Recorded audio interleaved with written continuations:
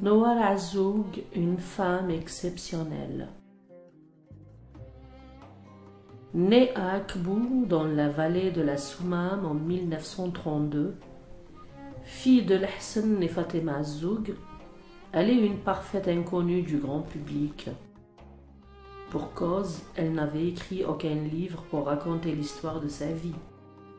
Aucun livre d'histoire ne rapporte en son sein son histoire. Noara ne chante pas, elle ne danse pas, elle n'est pas artiste. Elle n'a conduit aucune armée vers les feux doucets de la victoire.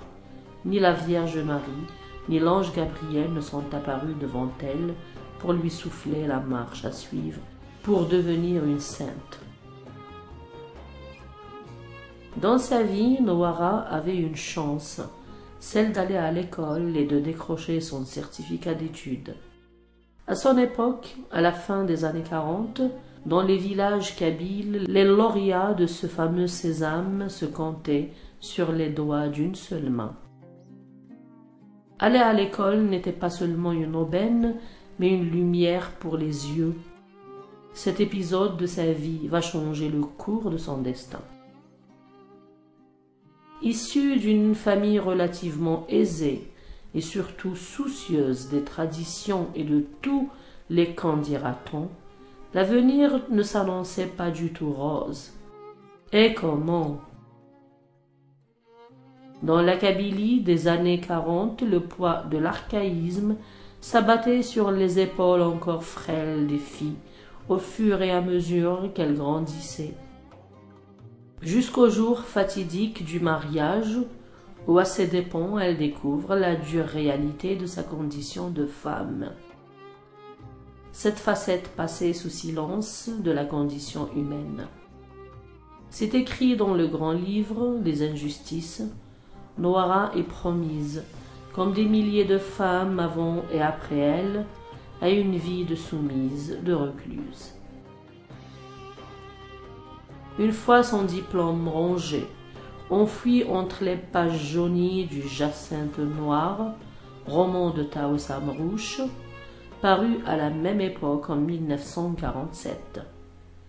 Elle dégaina son regard critique sur cette société qui voulait faire d'elle une esclave.